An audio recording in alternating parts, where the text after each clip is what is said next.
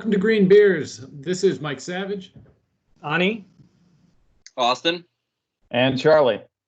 All right, guys, we're back, and today we are going to talk about residential electrification, what that means, why you should do it, and we're going to drink some beer in between now and then. So everyone today brought their own beer. I bought Jam Up the Mash, a dry hop sour by the Collective Arts. I honestly don't know if there's anything sustainable about it. I'm sorry about that. It was in my fridge. It's all I could do. But I'm gonna try right now. You guys can introduce yours. What is sustainable arts, Mike? Collective Arts. Oh, Collective Art. Yeah, nothing sustainable. Nothing sustainable about it. Right. Yeah. I have a copper Kolsch from the Turtleswamp Brewing Company in Jamaica Plain, Massachusetts. I'll talk a little bit more about Turtleswamp in a minute. I've never even heard of that, but it's an awesome name, and only went to JP once, but it was very fun. I have, in fact, a mass market lager, namely Corona, and my defense of bringing a lager to a craft beer party is that, in fact, because of the pandemic, Corona sales have tanked because people find it unnerving to drink a beer called Corona when you have a coronavirus going on. That's totally unfair. So again, I really don't know much about Corona's sustainability profile. Obviously, they make millions of liters of beer a year and ship it all over the world. But here's one for economic sustainability for a corporation that ought not to have taken a bad hit. Just a terrible coincidence. So that's what's up here. Seems fair. I don't even think it's a coincidence. Coronaviruses have been around a long time. They had plenty of time to switch it up. They were stubborn, and they get anything that comes to them. Well, and plus some scientists decided to name it the coronavirus. It's not the beer's fault. The word has been around forever. Yeah, it just means crown, guys. Yeah, exactly. So it's or halo type of thing. So yeah. Anywho, so but the review on my beer is that it is watery, but in a nice way. Do you have the lime? Of course, I have the lime. I always have the lime in there. It's impossible to drink this without a lime in there. It's basically hydration. Am I right? Sort of, but better than water. So, Turtleswamp Brewing Company is in Jamaica Plain, Massachusetts. Turtleswamp is an area of Boston that was a drainage where lots of streams came through, including Stony Brook. And at the turn of the 20th century, there were 24 breweries there because the swamp and the surrounding pudding stone from Roxbury pudding stone was a remarkable natural filter. So the water was beautiful and pristine. And so the breweries set up there in the late 19th century. For a long time, Sam Adams was the only remaining brewery. That's not right. Or maybe it was. But anyway, about 4 years ago, Turtleswamp opened up in JP. I don't know what they're doing about sustainability, but their very founding story, and it's on every can, is about clean water. So they get credit for that. This is a Kolsch, which is it must say Kolsch style, because technically Kolsch is only for beer brewed in a very particular way within 50 kilometers of Cologne, Germany. Yeah. Okay. And it's a German style ale with a very specific brewing process. And it's a lager. It's a top fermenting beer, and it's a very specific process. This is very good beer, actually. I recommend it. Hoppy, but also it's a copper Kolsch, so it's got a sort of a toasted note to it. Yeah, darker color than the Kolsch that you saw on that famous Anthony Bourdain episode where he's in Cologne and he's got that pork knuckle and this guy describing Kolsch. It's a lot darker than that one. Yeah. Any ratings, Charlie? Knuckle. What's that? What's your rating for the beer? Yeah, rating. I'd give this a 7. It's smooth. It's flavorful. It's a little different, and it's highly local. And just a question on there before I go into the Green Boost. So do they help with the swamp and growing the swamp and maintaining the swamp or anything? Not that I can tell. And of course, it's all been redeveloped now, so it's no longer a waterway. But at the turn of the 20th century, it was. and they're at least honoring the natural clean water systems of Boston. So 0.25 of a green boost for honoring. No, I can't give them a green boost, but I'm not giving them a negative either. So I think it's a solid 7. I feel like, honestly, it could even go the other way, because there's no way they were taking that clean water and dumping out, even more clean water. It's something else was coming up with that. Fair point. But at least their hearts maybe in the right place. Yeah, At least they got the good water. correct. True. Yeah. Austin, where is the Corona stacking up on the all-time ranks for you? Yeah. I mean, we gotta be real about this. I think the honest answer is 4.75. But it only because, look, I don't mean to be rude. I love it, but we're also talking about, it's also, you love it in part because you're thirsty and you could drink water, seltzer, or Corona. So. Yeah. It's a 4.75 with no green boost. I'm not aware of anything. So that's where we're at. And that's, I think, clearly my lowest rating ever. Yeah. Should we have like a different ranking category for bad beers? Not like, obviously we will have like craft beers, but then also like for your Coors Lights and your Miller Lights and your Coronas and the water beers. Yeah. Like Somerville has a museum for bad art. We can definitely have a rating for a bad. Yeah. And also because I think, Mike, this is an important point, that if we're restricting our view to mass market watery lagers, I much prefer Corona to Coors Light. So yeah, I think we should have a different rating system for mass marketed beer as opposed to stuff that qualifies as craft. Yeah. Yeah, I think so as well. It's a much different game. It's a little bit of, hydration. What's the cheapest? A lot of cost comes into that calculation. But yeah, certainly we should think on that one. Well, yeah. I just wanted one other quick thing is on the filler and cost question. I've heard that Corona is actually gluten-free, and I know this because my gluten-intolerant roommate can drink it, and that means, of course, it is brewed entirely with filler, namely rice. Right, presumably so it's talking about cost. There you go. There you go. So sorry. Yeah, Mike, you hit it. Yeah. So Collective Arts, like sour, very different beer, right? It tastes like a mixture of it's like a fruity limeade thing going on right now. I would give it like a 6.7. I think they spent more time designing the can than the beer. But how do you say that? It's, I mean, the whole thing I think is supposed to be like an art company that, I don't know all of it, but my guess is it's I don't really like it. I'm just gonna go there. Well, I'm surprised you gave it a 6. Why is it north of 5 then? I mean, I like sours. Give you a chance, right? To revise your ratings if you want.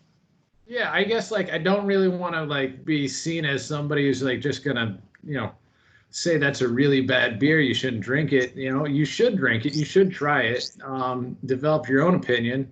But mine is like it's not good. Yeah. Okay. Not good. I'll give it a 6.7. No All green. Right. So I think I misspoke about the Kolsch. Kolsch is an ale, top fermenting, so it's an ale style. Yeah. For those who are following along at home. Absolutely. So with that, I think that concludes this week's beer review, and into the main topic, which is electrification, residential electrification, which is, I think, one of the best things that you can really talk about at a general public level, because everyone has their own home. Everybody should be able to feel the effects of it. So first question is, what is residential electrification? And why does it matter? Well, the concept of electrification, and by the way, footnote to come back to, you raise an interesting point, Mike, about whether and how this would apply to people who are renting,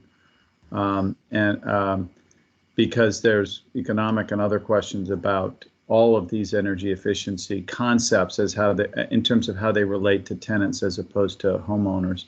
But electrification is basically the concept that with the grid, the electric grid moving to more sustainable sources of power, i.e., as we move away from coal-powered plants to gas-fired power plants, as we've done in the last 10 years, and then from there on to more renewables, wind and solar.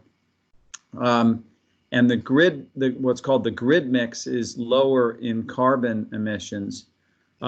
Electrification is the concept of moving space heating and cooling and water heating and cooling from on-site fossil fuels to electricity that would be drawn from the grid. So instead of having a boiler for water and a furnace where you're buying natural gas or home heating oil, as a lot of people in Boston and Providence did, you're going to have appliances that heat your water or your home that are connected to the electricity grid. Yeah, and I guess to follow up on that, a quick little poll. Everybody, we're all working from home. How is everybody's house being heated and cooled right now? I know mine. I have an oil tank in the basement, but I also I got electric AC. It's not the most efficient. It's old, but we're, at least in the summer we're electric, and in the winter we're on oil. So that's one change. But how are you guys heated and cooled? So my house is heated with a gas boiler in the basement. There isn't a cooling solution right now, but yeah, my friends got a window slit AC, so they kind of plug it in. You said that very calmly for a guy who's filming a podcast in a 90-degree day. Tell me about it. My legs are sweating right now. A cooling solution in place. The translation there is, it is unbearably hot in here. Yeah, no, but if anybody can handle it, it's Ani. Yeah. Here we've got, certainly it's a fossil fuel boiler in the basement. I'm not sure whether it's fuel oil or gas. Honestly, my housemate pays those utilities, but soon I will. So soon I will see that directly. Another factor, of course, for the residential sphere is your stove.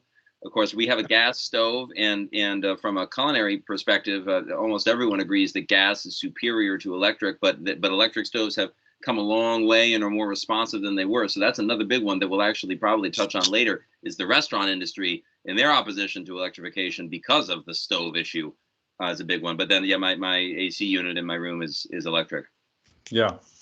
Yeah, and we are on natural gas for water and for water heating, and for space heating.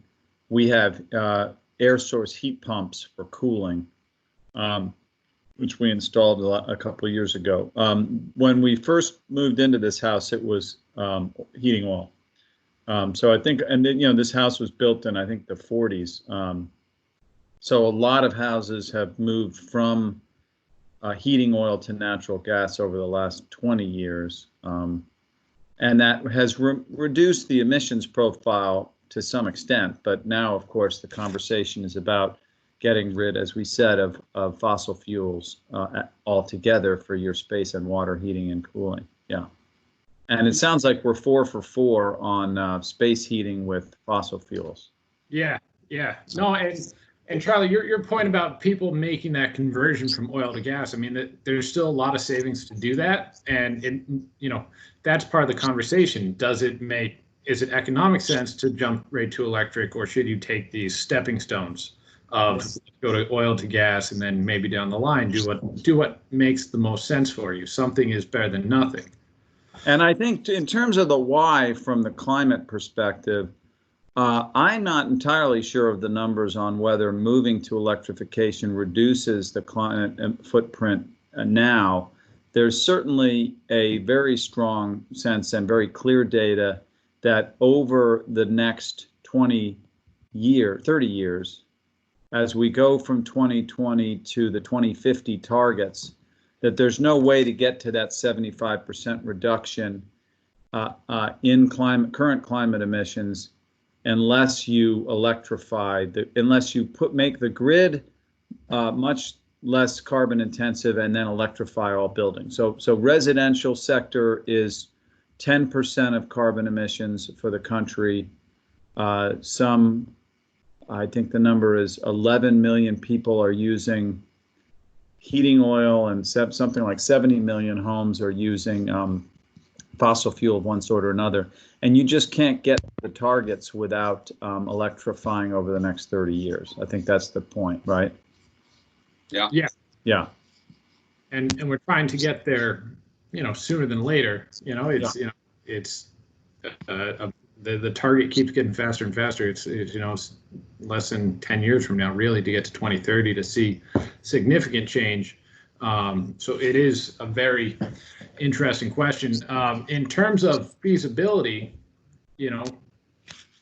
is that really an option for a lot of homeowners, right? Because right now it's not only homeowners, but then for Ani and Austin, right? You guys are renting in Boston right now, and that adds a level of complexity to getting there, right? You guys, right? The landlord doesn't care why or how you guys pay for your energy. It's up to you. He just puts in a system, and you guys pay for it. So in terms of solutions, what is feasible? I mean, just on the technology bit, you're right. When you're renting an apartment, you almost have no say in how you're getting your heating, cooling, and electricity sourced. But with that said, on the technology front, I think there are a couple of things that a landlord can definitely look at from the economic standpoint and what goes back to the point what Charlie mentioned, wherein you have an investment today on electrifying your heating and cooling, but the device is going to stay for a longer term of 10 to 15 years after today, while your grid gets cleaner. So the point is, you'll end up using lesser fossil fuel at the end and have a lower carbon footprint with the source of electricity for heating or cooling, right? Yeah. With that said, space heating, the devices that are there, before I get into electrification, my first thought would be to my landlord would be to weatherize these houses. So the house that I live in I think it was built back in the 80s, and it has gone through retrofits for their plumbing and wiring, but I don't think anything has gone in terms of investments on the insulation of the house and of the windows, doors, the skylight. It's so evident because when it's winters, it's freezing cold inside unless my radiator works. So I think that would be my step one if I was a landlord. And it's at the end of the day, it's around 15 to 20% of energy savings, which they must realize is going to be is something that they will save and actually increase the property value also, which they can definitely soon kind of reap the capex of the renters, the monthly rental from the renters. So I think weatherization would be my step one. The step two would be obviously, like Charlie mentioned, the heat pump HVAC. If you install it, kind of replaces your air conditioner and a gas furnace at the same time. So it's just a play, I think, for a landlord with 8 or 10 apartments in the same house or in the same unit. They would definitely need to size it properly. But yes, there's a lot of benefit. Like on the RMI report in Rhode Island, the NPV cost for a 15-year period for having a propane tank is $28,000, which is around $1,867 a year. While if you have an air source heat pump, it's around $953 a year of expense. So I would say it's a long-term investment on the electrification front. Yeah, I mean that sounds right to me. Certainly, the RMI. This is Rocky Mountain Institute, and the famous efficiency guru Amory Lovins is the big name attached to that. Other big names too, but yeah. So efficiency, of course, is always the first fuel, and so straight to that. Weatherize your house, because no matter what you do, it's better to be more efficient. But then on electrifying, the costs are different, of course, for new construction and retrofits. And the RMI report makes that clear that, of course, if it's new construction and you have to buy something, either air source or ground source heat pump or a gas furnace, then electrifying is very cost competitive.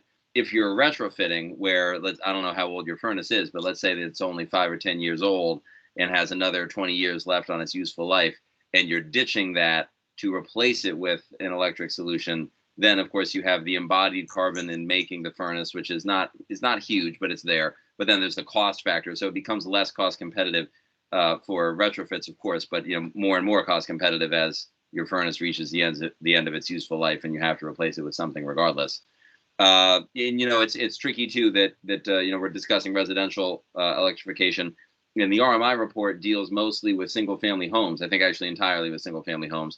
And one thing that we really discussed at length at Renew is the issue of how do the technologies perform when you're looking at a small, say, condo, like the type of Cambridge or Somerville unit where you've got maybe 4 stories, maybe 3 units on a floor, so you've got 12 different apartments. You could have pretty varying efficiency profiles there, depending on the size of the building, versus doing this for a skyscraper, right? If we're trying to get an office downtown electrified. So there's a lot of work left to be done to figure out exactly how the efficiency and the cost effectiveness stacks up. But that the writing is on the wall for, as everyone has said before, that I mean, it's nice to do now, but hoping and praying that by 2030 and 2040 the grid is substantially cleaner even than it is now.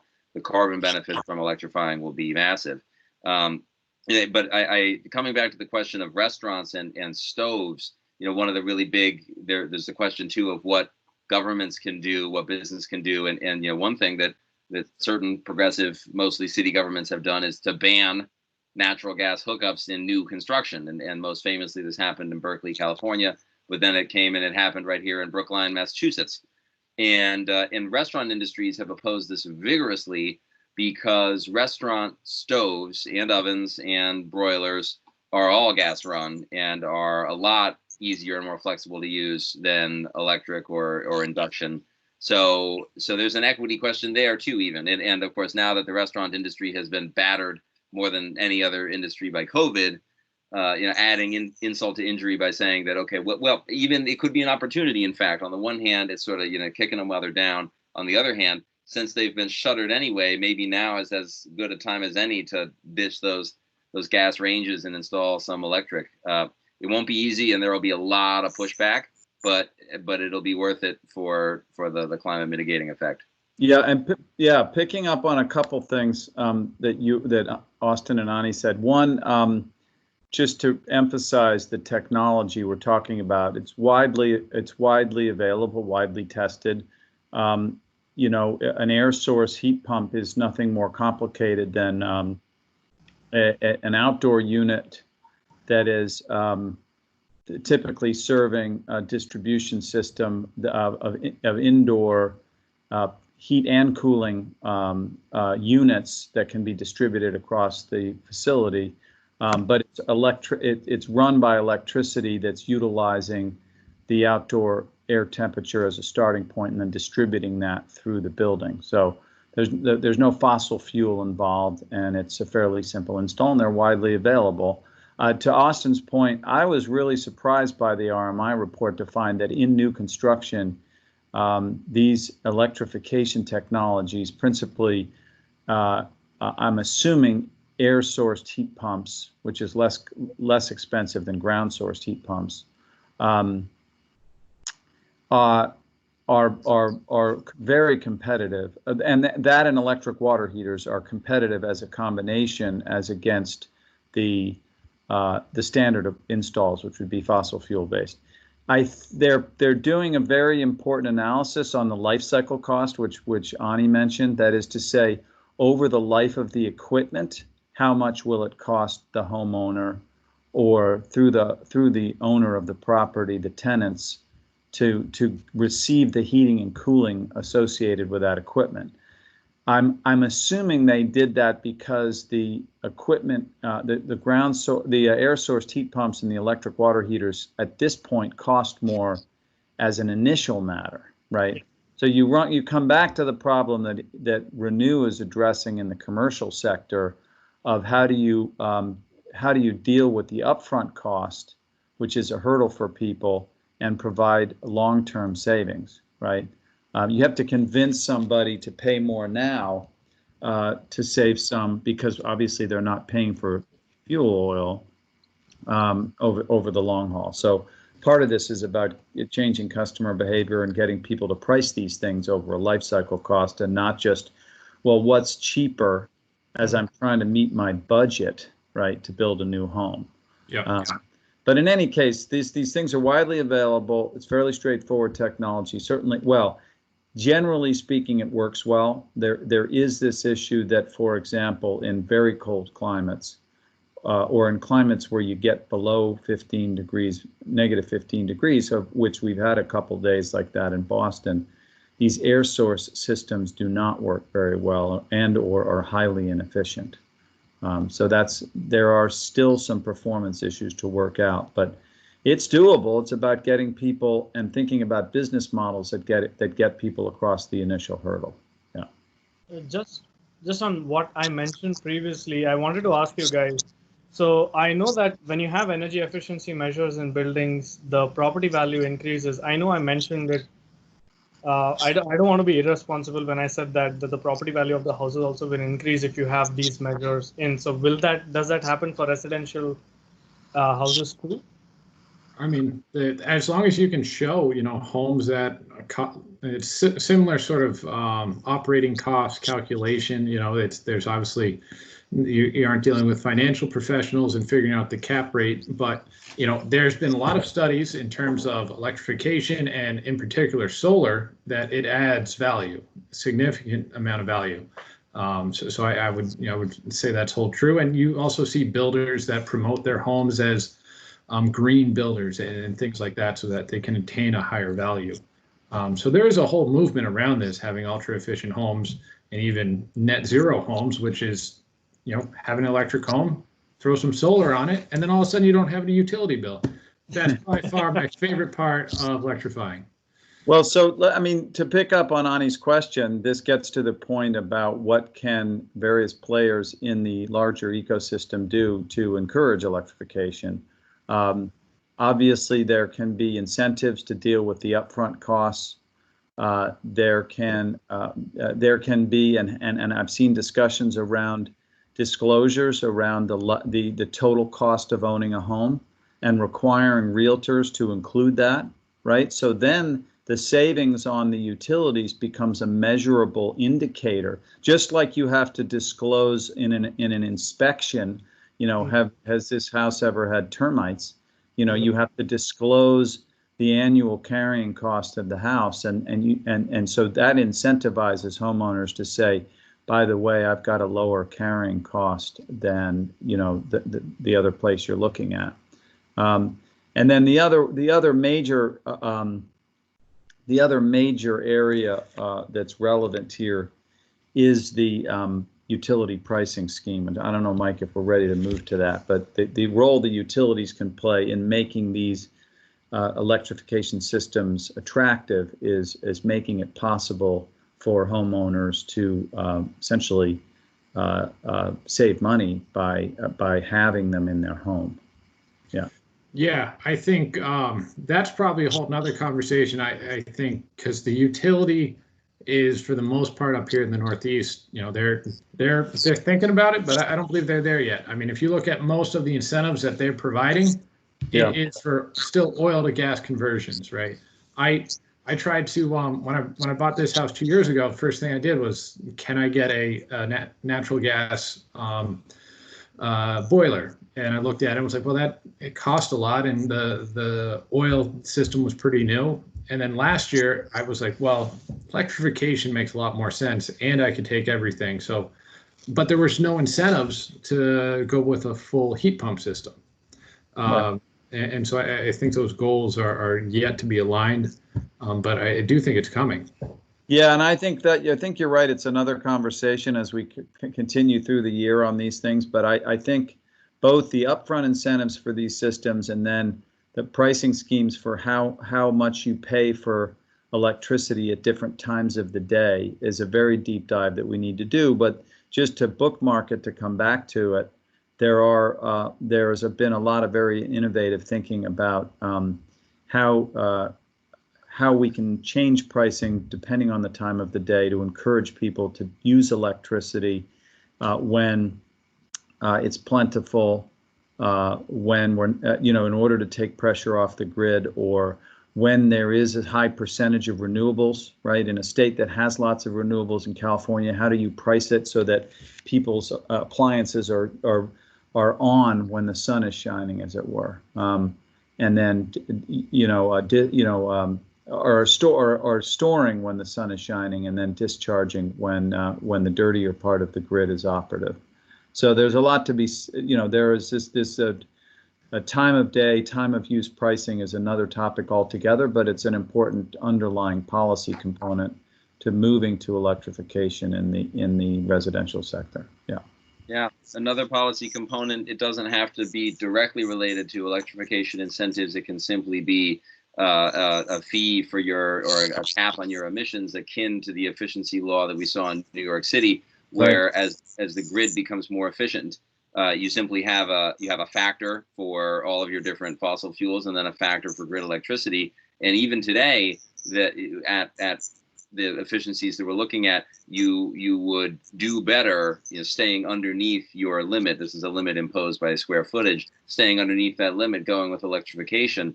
As the grid becomes greener and greener, then you just are giving yourself more and more and more room on the top below your limit, which is great because those limits increment and become stricter and stricter as time goes on, it's very smart progressive policy. So yeah.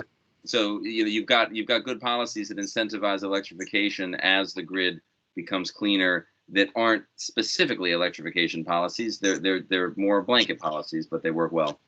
Mm-hmm. Absolutely. So I think that's probably a good place to wrap. We're going to continue down this conversation on electrification and really touch on the commercial side. What does it mean to electrify the actual utility, which if we don't do, none of this is all going to make sense. So, in terms of renewables for the utility. So that'll be very exciting. But at the end of the day, it is feasible. You should do it if you own a house. The question is, should you do it now or should you do it tomorrow? Probably should have done it yesterday. Would have been better for the environment. So, well, certainly if you're building a new house, there's data that it's cost effective, and in some retrofit scenarios, it's cost effective. So it's coming, right? It is. All right, cheers, gentlemen. All right. Everybody. It's a pleasure.